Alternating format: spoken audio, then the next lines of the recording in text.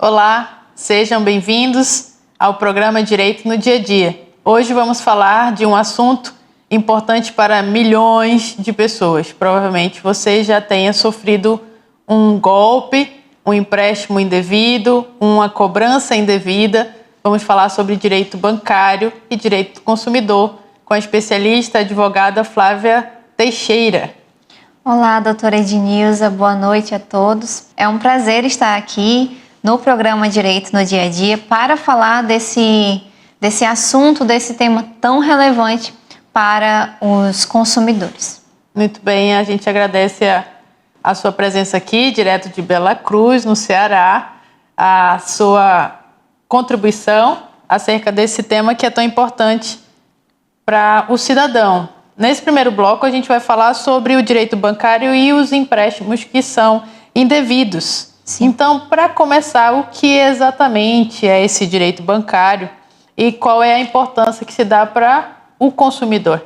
Então, o direito bancário ele é muito importante para regular a relação entre as instituições financeiras e os clientes, protegendo o consumidor de possíveis práticas abusivas e assegurando que todos eles tenham acesso a uma informação clara e devida e a uma prestação de serviços justa. Esse direito ele é muito importante, pois muitos consumidores acabam sofrendo com práticas abusivas pelos bancos, como cobranças indevidas, empréstimos não autorizados e solicitados.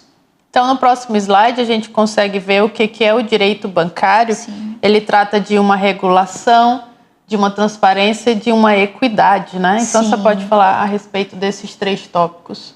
Bom, o direito bancário ele trata dessa regulação, que é a intermediação entre o cliente consumidor e a instituição financeira contra essas práticas abusivas, da transparência, lá no Código de Defesa do Consumidor, em seu artigo 46, há esse relato de que a informação de qualquer contrato que o cliente esteja assinando deve ser clara, deve ser adequada ao consumidor, Então, ela garante, o direito bancário ele garante esse acesso a informações claras sobre os serviços bancários e financeiros, E a equidade, Tem que ser assegurada uma prestação de serviços justa e equilibradas, até porque o consumidor é inerente dele, da natureza dele ser hipossuficiente, Há essa vulnerabilidade, porque ele não dispõe aí de meios técnicos para a resolução de problemas.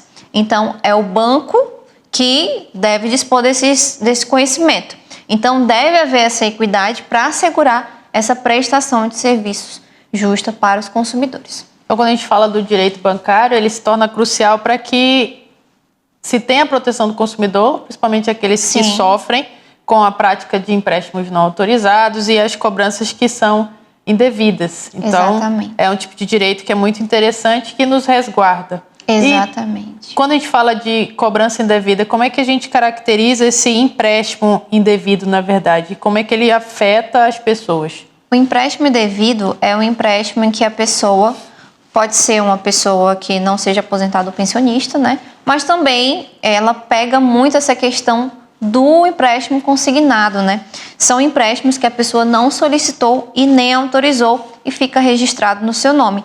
Isso pode acontecer por alguns motivos, como falhas administrativas do próprio banco, da segurança do próprio banco, Ou fraudes, E podem acontecer com pensionistas, aposentados, em sua maioria das vezes idosos, que têm essa hipossuficiência, que não conseguem ter esse entendimento mais claro de um contrato bancário, do procedimento correto a se fazer pelo banco. E quais são os principais sinais que a pessoa precisa ter, para não se tornar uma vítima desse empréstimo Sim. indevido? Você deve estar atento à entrada de valores inesperados na sua conta, porque o que acontece? Às vezes o banco, ele deposita valores na sua conta, exemplo, R$ 2.500 na sua conta. E aí, o idoso, aposentado, pensionista, ele não tem muita ideia do que está acontecendo, acha que pode ser um benefício extra do INSS, algo do tipo, e acaba sacando e utilizando esse valor, né? Então foi um valor inesperado, mas pela falta de conhecimento, pela falta realmente de ter assim uma noção maior do contrato bancário, ele pode achar que é uma questão do INSS, algum benefício extra, e acaba utilizando, infelizmente, né? Então tem que ficar atento quando o banco ele transfere esses valores sem você solicitar. Você tem que deixar lá o dinheiro na sua conta bancária, e aí o banco ele acaba que sorrateiramente, digamos assim, descontando esses valores do benefício previdenciário, sendo uma aposentadoria, sendo uma pensão. E a gente fala dos descontos de empréstimos que são desconhecidos, né? Sim. E essas cobranças que também não são reconhecidas. Então, se a gente tem um empréstimo não reconhecido, um valor que você não reconhece de onde vem, né? A origem e a cobrança não reconhecida, você pode estar sendo tem que vítima. lidar com as ações imediatas. Quais seriam essas ações? Você não pode sacar esses valores suspeitos. Assim que você vê que tem um valor suspeito na sua conta, você deve ir atrás do banco para verificar a origem desses valores, né? E formalizar ao banco uma contestação, dizendo, olha, eu não solicitei esse empréstimo, essa cobrança aqui ela é indevida, eu nunca fiz empréstimo com a instituição. O que pode acontecer é que a instituição bancária ela pode fazer duas coisas. Ela transfere esse valor para sua conta ou não transfere, apenas só do benefício previdenciário ela começa a descontar. É uma excelente orientação acerca das ações imediatas, não sacar, né, esses valores suspeitos, sim, contactar o banco imediatamente ou o próprio aplicativo, sim, né, e formalizar essa contestação, né, sobre esse valor, esse empréstimo indevido. E perfeito. Como que o consumidor ele pode comprovar que não autorizou um empréstimo? Então, para que haja comprovação desse empréstimo, o banco ele deve mostrar o contrato. Você tem direito a solicitar um contrato que esteja assinado, porque não há pacto entre o banco e o consumidor se não houver um contrato, se não houver uma autorização prévia. Então, o banco ele deve apresentar a documentação completa do contrato com assinatura ou qualquer outro tipo de informação que converja com as informações do cliente, né? Se o banco não tiver essas provas, essa dívida pode ser considerada indevida.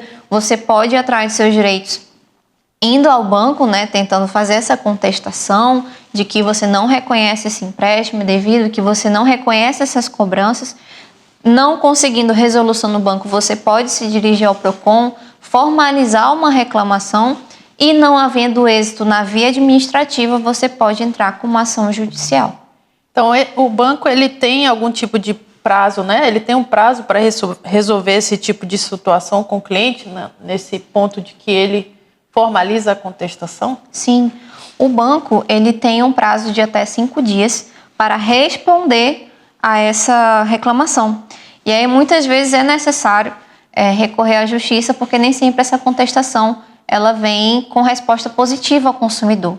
Então é necessário que o consumidor ele procure um advogado especializado para que proceda com uma ação na justiça, geralmente juizado especial, né, para devolução dos valores que foram indevidamente cobrados e cancelamento do contrato, inexistência do débito. Na verdade, há tipos de empréstimos que eles se utilizam da fragilidade, né, da eficiência. Sim. No caso de consumidores, né, que são idosos ou analfabetos, ou aqueles que não têm tanta instrução. Exatamente. E acabam sendo levados por um empréstimo. E quando a gente fala de empréstimo consignado, há problema com esse tipo de empréstimo? Você já teve um caso a respeito? Muitos problemas, porque o que acontece? Geralmente os idosos, é difícil você ver um idoso que tem uma pensão, que tem uma aposentadoria, que não tenha feito nenhum empréstimo. Sim. Então são facilmente ludibriados, induzidos a fazer novos empréstimos, né? E muitas vezes os bancos eles pegam informações de outros empréstimos e acabam fraudando essas assinaturas. Quando não fraudam as assinaturas ou quando não tem contratos e essa cobrança é totalmente indevida, eles induzem o idoso, que é aposentado, pensionista, a assinar sem ter a informação adequada e clara prevista no artigo 46 do Código de Defesa do Consumidor, o que é uma prática expressamente vedada pela lei consumerista, né, e que pode sim ser levada à justiça, e ainda nós podemos requerer os danos morais sobre esse tipo de ação. É muito comum a gente ouvir a respeito de empréstimo consignado com cartão de crédito, né, sem a solicitação desse cartão de crédito. E aí as pessoas acabam utilizando sem de fato saber que aquilo é um valor, que ele fez um empréstimo, ele acaba entrando num crédito rotativo infinito. Isso. Né? Tem como reverter essa situação? Essa questão do RMC, que é a reserva de margem consignável, e reserva de cartão consignável, elas são duas situações que são muito comuns, né? Você pode olhar no seu extrato do INSS, dos seus extratos de empréstimo. Lá no meu INSS tem uma aba para isso, e elas são muito comuns. O que acontece? Eles liberam um limite para você, na sua conta, e aí, às vezes, o idoso ele acaba utilizando esse valor, ou não, né? Já deixa lá, se ele ficar atento às informações que nós estamos repassando agora. E aí, sorrateiramente, o banco ele começa a descontar. E o interessante é que são valores pequenos. Sim. São empréstimos em 84 vezes, 72 vezes. Então, de um benefício de R$ 1.412, o idoso aí já tem tanto empréstimo que ele mesmo fez que mais um ele não vai conseguir perceber, né? São parcelas de R$ 34, R$ 60, R$ 50. Às vezes ele nem percebe, porque ele não tem um controle disso também, né? Na maioria das vezes. Então, é possível sim nós revertermos essa situação da reserva de margem consignável, reserva de cartão consignável. Às vezes o idoso ele recebe esse cartão em casa, ou às vezes nunca recebeu, nunca foi disponibilizado um limite de crédito, e nós podemos pedir sim na justiça a declaração de inexistência desse débito, a devolução dos valores, e por se tratar de cobrança indevida, nós podemos pedir esses valores em dobro, mais danos morais, tendo em vista toda a situação de fragilidade, né, do idoso, do aposentado ou pensionista na hora de ser cobrado indevidamente. E há um caso relacionado a empréstimo consignado, que são os servidores públicos, né? Então, você, servidor público, que fez empréstimo e às vezes o banco, né, desse empréstimo consignado, essa financeira, ela vai até a repartição pública e ela facilita esse empréstimo. Sim. E aí o servidor público vê no contra-cheque, né, dele descontos indevidos. Sim. Então, você que é servidor público, que fez um tipo de empréstimo, você tem que verificar se você não está sendo cobrado além do valor que realmente foi você contratou. Então, não é só para idosos, né? Sim, não é só para idosos. Esse tipo de questão não é somente sobre empréstimo consignado, reserva de margem consignável, mas qualquer pessoa pode estar, sim, vulnerável a esse tipo de situação. E o que a gente percebe é que o tipo de empréstimo consignado ele já vem com, a maioria deles, com uma má fé, no sentido de que, alguns casos, já tivemos clientes que queriam cancelar, que queriam pagar, queriam saber qual era o valor para se extinguir aquela dívida, e ninguém respondia.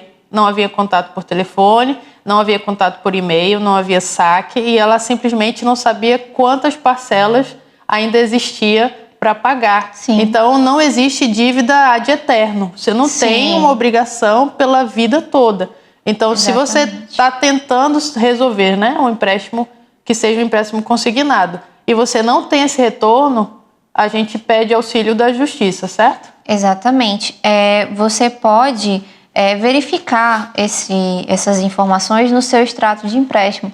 Tanto é que também, muitas vezes, quando a pessoa vai atrás do advogado, ela não sabe dessas informações, né? Ela só vê no extrato bancário, quando ela vai receber o benefício, doutora, tá saindo aqui um valor que eu não conheço, não sei de onde é. Então, ela procura um advogado especializado para entrar no sistema para ela, para verificar quais são os empréstimos, de que banco é decorrente esse empréstimo, para que nós possamos entrar na justiça e requerer a devolução dos valores cabíveis.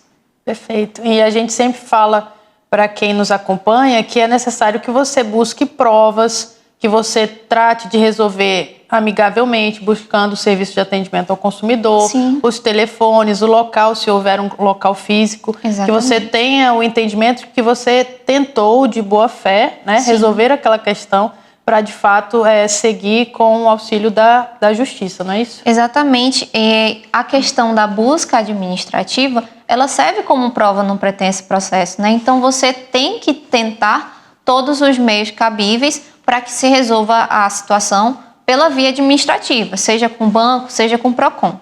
Não se resolvendo, você pode ir atrás da justiça através do auxílio de um advogado. Perfeito. Nesse primeiro bloco, a gente falou sobre direito bancário, as questões relacionadas aos sinais de alerta, as ações imediatas, aquilo que você deve, de fato, prestar atenção nos seus extratos, você que é aposentado, pensionista, nos seus valores a receber, se servidor público, ou você empregado, empregador, que tem um empréstimo, né, bancário, que a maioria da população brasileira tem. Então, você precisa conferir se, de fato, não está tendo descontos indevidos, cobranças indevidas, para buscar o ressarcimento, né, ou a devolução desse valor, certo? Exatamente, doutora Edinhos. É muito importante que todos fiquem atentos a esse tipo de informação. Sempre fiquem atentos aos seus contra-cheques, se você for servidor público, ao seu extrato do INSS, se você for aposentado, pensionista, para que essa situação seja resolvida o mais rápido possível, porque quanto mais se demora, mais dinheiro você vai perdendo. Muito bem.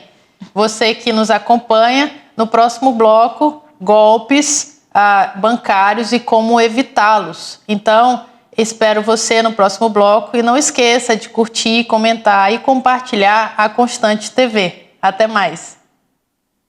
Retomando nosso programa, hoje falando sobre direito bancário, vamos falar sobre os golpes e as fraudes e como evitar essas fraudes. Então, muitas pessoas, não só idosos, né? Muitas pessoas caem nos golpes referentes a direito bancário, né?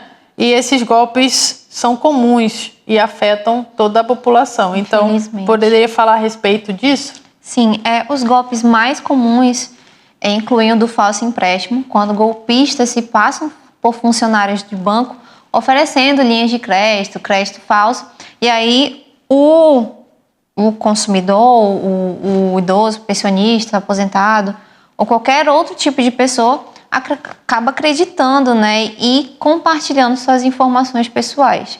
O segundo é a atualização de cadastro, quando eles pedem dados pessoais, ligam, mandam mensagem, SMS, pedindo dados pessoais, fingindo ser o banco. Sim. E aí a pessoa compartilha todas as informações bancárias, etc., para essa pessoa. E o terceiro é o do benefício extra do INSS. Isso é quando eles prometem algum benefício extra, alguma renda extra pelo INSS para o idoso, e aí o idoso acaba aceitando, achando que vai ganhar algo em troca. E aí eles pedem valores. Por exemplo, se você der um valor de R$1.000, nós vamos lhe repassar tal valor. E aí acabam caindo nesse golpe, infelizmente. Quando a gente fala do falso empréstimo, né? Ele se passa por um funcionário. Isso. Ele tem informações básicas, né, da pessoa, e a pessoa acaba acreditando, né, naquele suposto funcionário. Sim, ele fala nome completo, informações pessoais, né? E a pessoa acaba, nossa, deve ser do banco mesmo, porque está falando todas as minhas informações. Então, pode ser verídico, né? O que acaba acontecendo é que eles acabam caindo de fato. Inclusive, há um exemplo de cliente em que ela recebeu uma ligação e essa pessoa, ela pedia para que ela fizesse Pix, porque aparentemente a conta dela estava bloqueada no banco. E para efetuar esse desbloqueio, ela precisava efetuar Pix. Nesse contexto, foram cerca de R$4.000 que ela desembolsou, né, infelizmente, e acabou caindo nesse golpe. Quando ela foi no outro dia atrás de ver, né, verificou que o banco não tinha ligado para ela. Porém, nós vemos aqui uma espécie de responsabilidade do banco, tendo em vista que houve uma falha na prestação da segurança do banco. Por quê? Porque esse número era o número que ela tinha como número desse banco envolvido. Da central de atendimento. Isso, da central de atendimento. Ou seja, nesse quesito, o banco ele pode vir a ser responsabilizado, tendo em vista que foi utilizado aí o número dele, né, que inclusive estava no site do banco. Então, há essa responsabilidade objetiva para que o banco possa ser penalizado pela falha na prestação de seus serviços.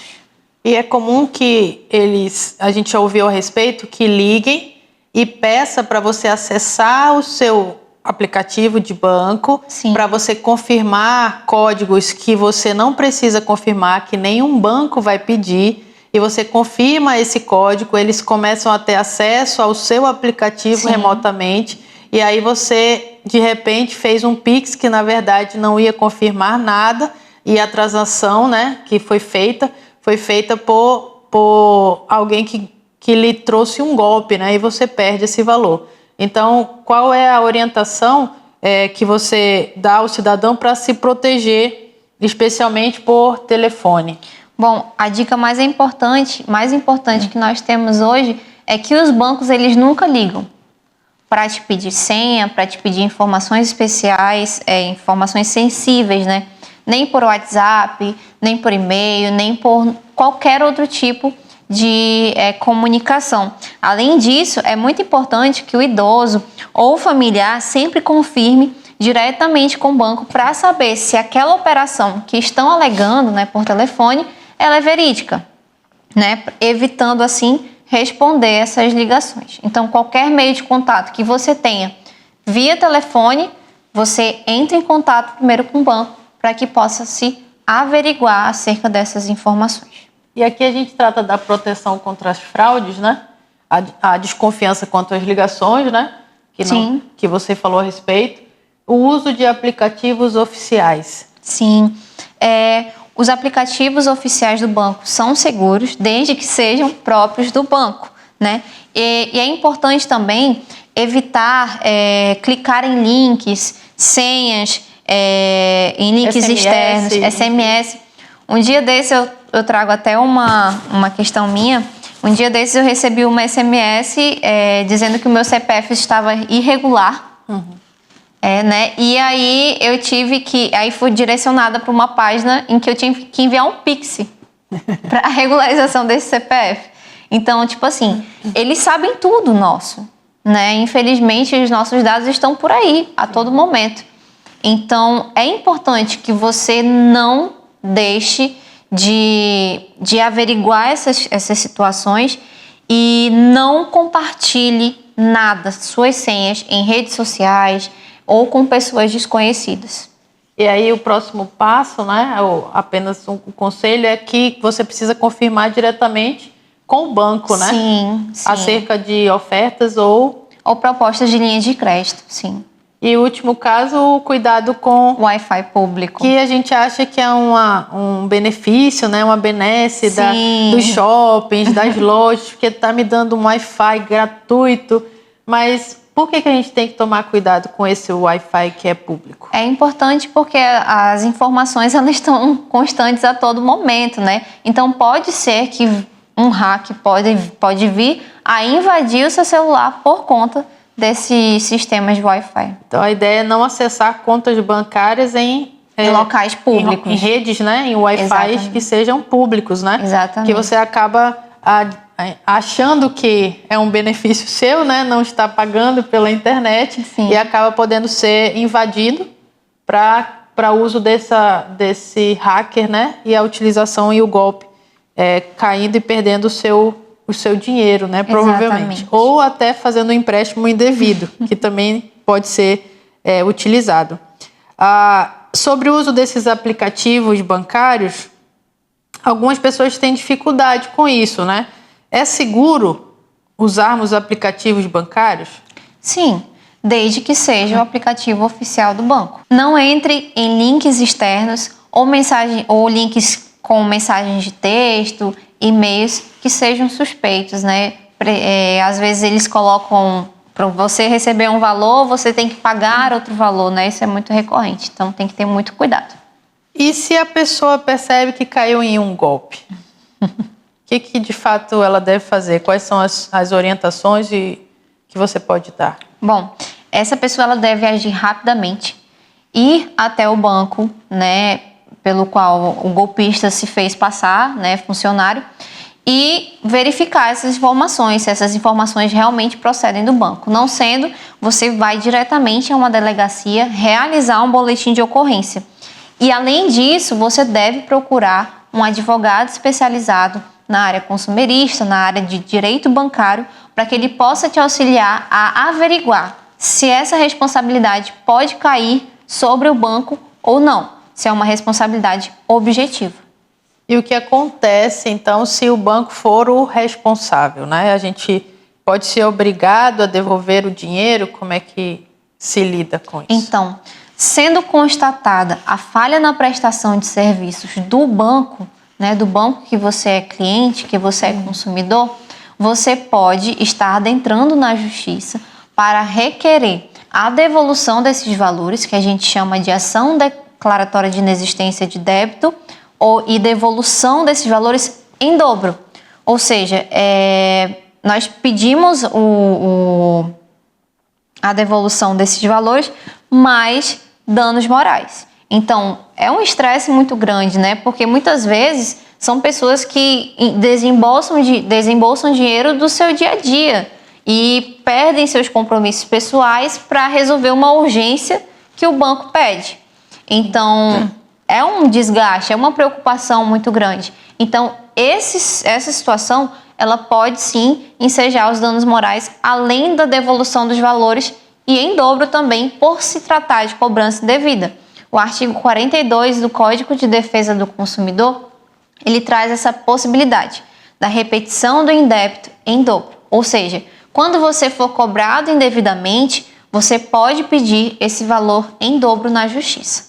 Perfeito. E nós temos muito a questão da taxa bancária ou de uma contratação de seguro que você não fez, ou uma proteção de cartão de crédito que você não fez, e você vê isso sendo recorrente na sua fatura do cartão de crédito ou no seu extrato da conta corrente. Sim. Isso também é algo que pode ser requerido a devolução? Sim, há a possibilidade, por exemplo, de tarifas bancárias. Às vezes você não contratou determinada tarifa, né, e você vê lá R$70, R$40, R$50, R$60 de tarifas bancárias que não foram contratadas por você na hora da contratação do banco, né, que você é consumidor, que você é cliente.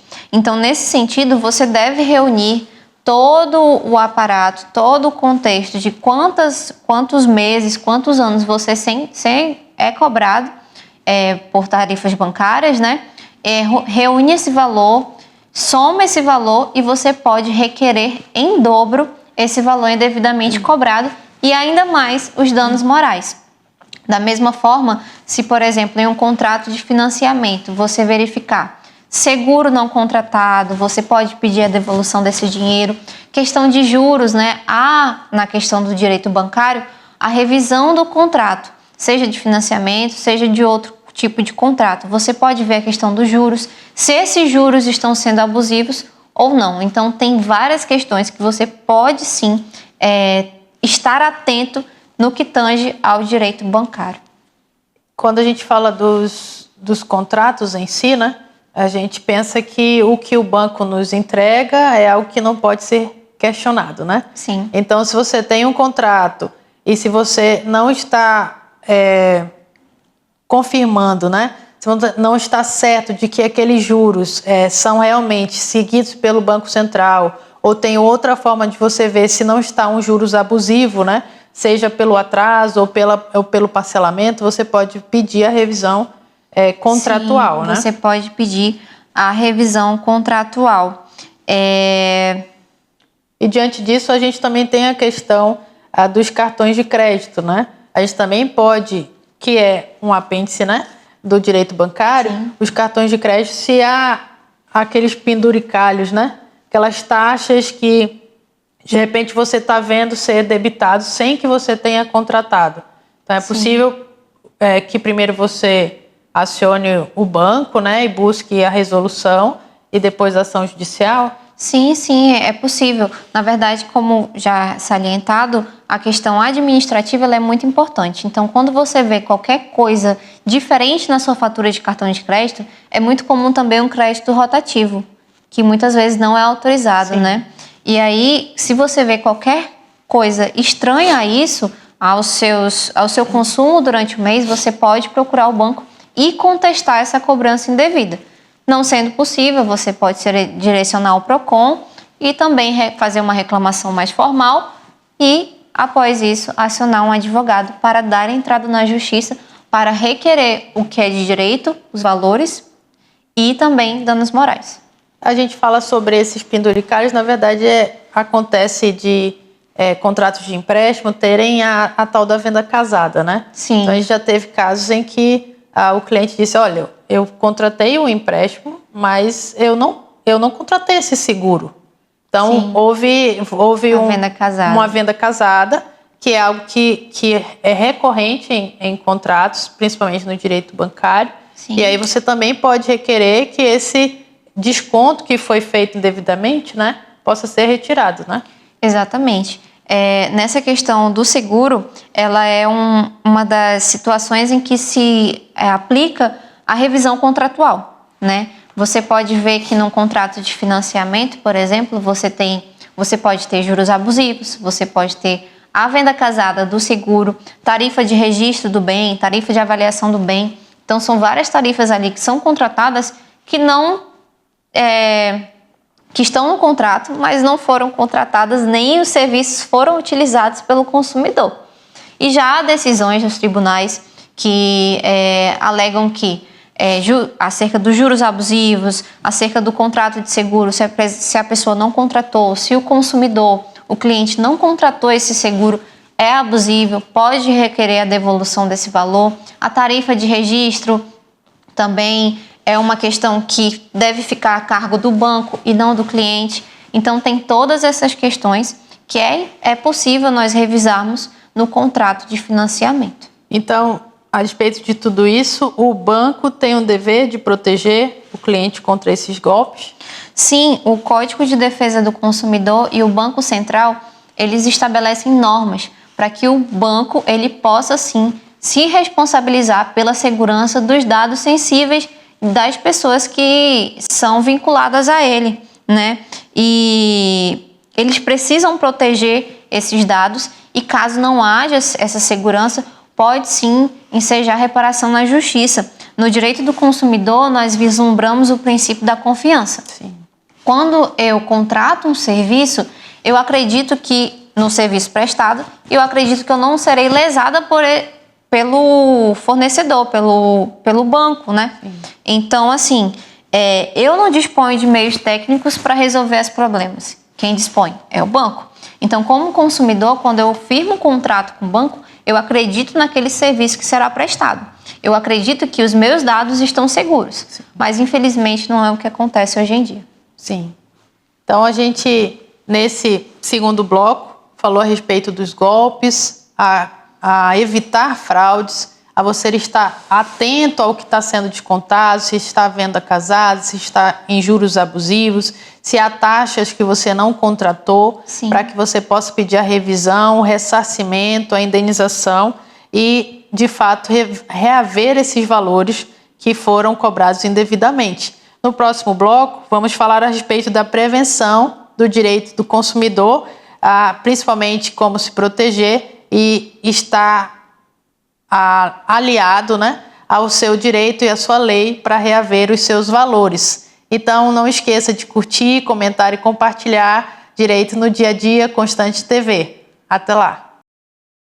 Olá, retomando mais um Direito no Dia a Dia, hoje falando sobre direito bancário, golpes, evitar fraudes e você que tem empréstimos consignados, que se atente aos descontos e se está devidamente sendo cobrado.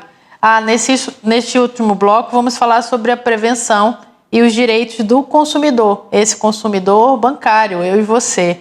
Então, doutora Flávia, vamos falar sobre essa prevenção, o que podemos aprender, né? O que a gente precisa saber para se proteger? Então, a principal dica que nós compartilhamos com você, telespectador, hoje, é nunca compartilhar informações pessoais em redes sociais ou qualquer outro tipo de rede, porque todos estão atentos a tudo. Então, a gente nunca sabe quem que pode pegar esses dados para si e utilizá-los com má fé, né? Outra opção é sempre consultar alguém de confiança antes de verificar qualquer empréstimo, né? Antes de assinar um empréstimo, verificar alguém que tenha um pouco mais de conhecimento, para que possa verificar as nuances de todo o empréstimo, todo o contexto ali, tudo que está naquele contrato, né, com o banco. Como salientado no último bloco, pode ser que haja tarifas, hajam taxas, hajam cláusulas extremamente abusivas. Sim. Né? Então, antes da contratação, verifique com alguém que realmente tem algum entendimento sobre o assunto para que você não possa cair aí num contrato abusivo, né? E o idoso, o analfabeto, ou pessoa hipossuficiente também tem que estar sempre acompanhado de um familiar na hora de uma assinatura de contrato, porque conforme reitero aqui, já foi falado e reitero aqui, esses contratos de empréstimo, eles são formas de induzir o idoso a aceitar condições que, infelizmente, não tem condição, né? E no caso de contratos, é essencial pedir a cópia de tudo e ler bastante antes de assinar, cláusula por cláusula, porque os bancos, eles estão atentos a tudo, a todas as informações, né? Então, quando a gente entra com processo, às vezes o cliente fala, mas eu não assinei isso, mas está lá o contrato assinado nas letras pequenininhas, mas está assinado. Então, não houve uma atenção do consumidor àquilo. E no caso das pessoas que estão endividadas, né, por causa desses empréstimos, o que eles podem fazer? Então, primeiramente é importante verificar com o banco, né, ir até o banco e verificar a possibilidade de reduzir essas parcelas, né, de fazer uma renegociação da dívida. Às vezes, você pode procurar um auxílio jurídico para renegociar, fazer um acordo com o banco. Isso é possível. Outra opção é verificar com o PROCON ou até um advogado se você não está sofrendo alguma prática abusiva pelo banco. Como já salientado também, os juros abusivos, os juros excessivos ou a venda casada de um seguro, né, dentro do contrato, ou tarifas que estão sendo pagas e esse serviço não foi oferecido pelo banco. Então, são várias questões que você deve ficar atento ao contrato. Nesses casos, os contratos bancários podem ser revisados judicialmente. Caberia aqui a lei do superendividamento? Sim, caberia sim. Porque, de fato, você vai demonstrar, né, que está excessivo o empréstimo e pedir a renegociação. Né? Na questão da lei do superendividamento, é uma ação na justiça que nós entramos, né?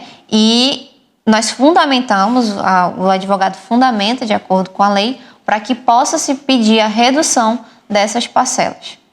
E quais são os direitos do cliente em relação a empréstimos e cobranças abusivas? O cliente consumidor, ele tem o direito de contestar qualquer cobrança abusiva ou que se considerar indevida. Seja ele no empréstimo consignado, seja uma negativação indevida. Sim. Às vezes o banco, além de atribuir a você um empréstimo, pode até não ser um consignado, mas ao atribuir a você o empréstimo, ele acaba que negativando o seu nome no SPC, Serasa, e aí você está tranquilo, e aí quando abre o seu Serasa tem uma dívida enorme com um banco que você nunca autorizou e nunca solicitou. Nesse caso, você pode ir até a justiça para declarar a inexistência desse débito. O banco, ele deve contestar essa ação, dizendo que o contrato foi assinado e trazer esse contrato. Se ele não trazer esse contrato, obviamente, em uma possível sentença, o juiz ele vai julgar a favor, tendo em vista que negativação indevida enseja a declaração de inexistência do débito. Sim. E os danos morais. Então, quando a gente fala de negativação indevida, a gente tem só um alerta, né? Você não pode ter outra negativação. Outras dívidas, né? Então, de fato, você vai ter a possibilidade de requerer danos morais se de fato você estava com o nome limpo, como a gente fala, né? Olha, meu nome está limpo. E de repente cai uma cobrança indevida. Eu não tenho nenhuma outra negativação. Exatamente. E aquela cobrança aparece no meu SPC Serasa, no meu consumidor, né? Meu score baixa. Eu digo, que dívida é essa, manchado, né? Meu nome está negativado. Aí, de fato, você vai ter o direito, né, a requerer danos morais. Se você já tem uma dívida negativada, você pode... de fato, ter a obrigação, né? Você vai pedir a obrigação de ser retirado, mas você não vai ter o direito aos danos morais, não é morais, isso? Exatamente. Nessa questão, os tribunais, hoje em dia, eles já entendem que esse dano ele não precisa ser comprovado.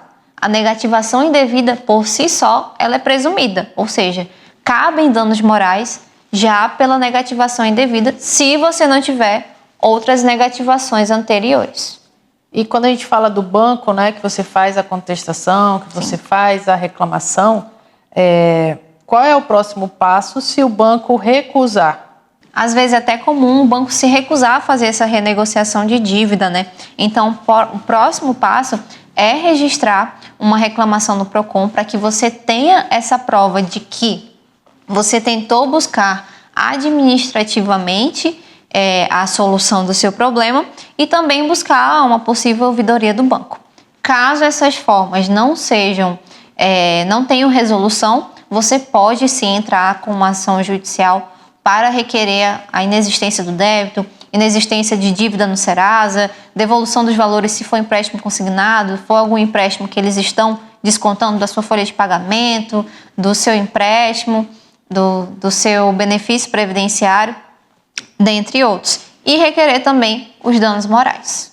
Perfeito. E em caso de empréstimo consignado, a pessoa tem algum direito especial para cancelar o contrato? Há alguma lei que resguarda o cancelamento desse contrato? Sim, no caso de consignado, o cliente ele pode pedir o cancelamento do contrato em até 7 dias após a contratação, se tiver sido feito por telefone ou por internet, é o que a gente chama de direito de arrependimento. Se ele notar o desconto que nunca foi solicitado ou autorizado, ele tem o direito de pedir o bloqueio imediato. Perfeito. Quando a gente fala de empréstimo consignado, há muita necessidade de se fazer empréstimo, né? As pessoas têm a facilidade do consignado mais do que o empréstimo pela via bancária, indo direto a uma agência bancária, né? Então, qual seria o seu conselho diante de tantas ações, né, que você tem de cobranças indevidas, empréstimos indevidos? Qual seria o conselho que você dá para aquele que está nos assistindo? Geralmente, aposentados e pensionistas acabam acreditando e confiando mais em bancos menores, que a gente não pode citar aqui, né? Sim. Mas procure bancos credenciados, bancos que já são comuns, né? Que abrangem um número maior de pessoas. Porque os bancos menores, eles têm esse costume de realizar os empréstimos indevidos. Isso não quer dizer que um banco de maior porte, ele não vá realizar, porque nós já temos casos também. Sim. Mas um banco de menos conhecido, às vezes tem cliente que chega para mim e fala, doutora, apareceu um empréstimo de banco tal. Eu nunca ouvi falar desse banco. Sim. Né? E aí, quando eu vou ver o extrato de empréstimo dele, tá cheio de banco que eu nunca... Porque alguém chegou na casa do idoso, oferecendo a linha de crédito. No interior isso é comum. Eles chegarem na casa dos idosos e oferecer a linha de crédito, oferecer os serviços, e bancos que eles nem conhecem, eles assinam por achar que tem condições vantajosas, né? Então procure bancos credenciados, procure bancos que são mais populares, né? Que aí a chance de falha vai ser menor. Não que vai ser perfeito, né? Porque existem sim casos desses bancos mais maiores, mais popularmente conhecidos. Existem casos sim deles terem falha na prestação de serviços, porém a probabilidade ela é um pouco menor. Certo. Quais seriam as suas recomendações que você dá aos nossos ouvintes a respeito do direito bancário, do direito do consumidor, Sim. De modo geral, né? Então, fique sempre atento. Você que é aposentado ou pensionista, fique sempre atento ao seu extrato do INSS. Se você não tem nenhuma condição de acessar o aplicativo, né, por questões de ser idoso, ser analfabeto, você pode procurar um familiar de confiança para que fique atento, né, a esse extrato, para saber quais os valores que estão sendo descontados do seu benefício, né? E também, quando você tiver a oferta de uma linha de crédito, de algum empréstimo, você também vá ao banco acompanhado com uma pessoa de confiança que consiga ler o contrato e entender de forma clara. Como já salientado, muitas vezes os idosos eles são facilmente ludibriados pelo valor do empréstimo, pelas condições do empréstimo, mas não conseguem ter uma visão geral do contrato, né? Além disso, nós reforçamos que o consumidor ele tem direitos. Ele tem direito de verificar uma cobrança devida e contestar essa cobrança. Ele não pode aceitar. Se ele não fez o empréstimo, se ele não fez a solicitação, né, de qualquer valores pelo banco, ele tem o direito sim de ir lá no banco reclamar e, se não, tentar na justiça uma pretensa ação judicial. A nossa dica é procurar sempre conhecer os direitos e buscar o apoio dos órgãos de defesa do consumidor. E se isso não restar nenhum êxito, você pode sim entrar em contato com um advogado especializado para rever o seu contrato, para rever o seu extrato no INSS, para rever todas as questões referentes aos seus empréstimos, aos seus direitos, né? Perfeito. Aprendemos a respeito do direito bancário, dos golpes, das fraudes, como evitar, e você ficar atento a tudo aquilo que você realiza como negociação. E para encerrar, eu gostaria de trazer uma reflexão para todos nós, uma porção bíblica, no livro de Provérbios 4:6, que diz assim: não abandones a sabedoria e ela te protegerá. Ama e ela cuidará de ti. Esse versículo nos lembra da importância de buscarmos entendimento e sabedoria em nossas decisões, especialmente as financeiras. Então, cuidamos dos nossos bens, cuidamos da nossa família, cuidamos do agir com cautela e atenção, e a sabedoria justamente nos protege desses riscos e nos guia nas escolhas seguras, assim como pessoas sábias ao nosso redor. Que possamos estar sempre atentos, vigilantes, valorizando o conhecimento como uma forma de proteção e sabendo que tudo que fazemos, fazemos para a glória de Deus, tudo que fazemos, fazemos para o bem do próximo e para o bem da nossa comunidade e para o bem da nossa família. Então, não se envolva em tantos empréstimos que lhe traga tanto prejuízo e tanto a falta, né, a ausência de paz diante da falta de sabedoria. Então, ore ao Senhor, não abandone a sabedoria, ela vai lhe proteger, vai lhe amar, Ele vai cuidar de ti. E a sabedoria que temos é a sabedoria que vem de Deus. Você pode pedir e você vai receber o direcionamento de Deus. Então, doutora Flávia, agradeço imensamente pela sua participação e por tantas informações valiosas que são recorrentes, né, na nossa sociedade diante do problema, né, da lei de proteção de dados, das fraudes, dos golpes que são tão recorrentes. Tenho certeza que o público aprendeu muito hoje sobre como se proteger financeiramente. Eu quem agradeço, doutora Ednilza, agradeço pelo convite. E é sempre bom, né, esclarecer esses pontos que deveriam estar mais claros, né, pelas próprias instituições financeiras, mas infelizmente não estão. Mas estamos aqui para ajudar e auxiliar o consumidor na busca dos seus direitos. Perfeito. A você que nos assistiu, muito obrigado pela companhia. Sempre fica atento aos seus direitos. O Direito no Dia a Dia fica por aqui. Nos vemos no próximo programa. Até lá!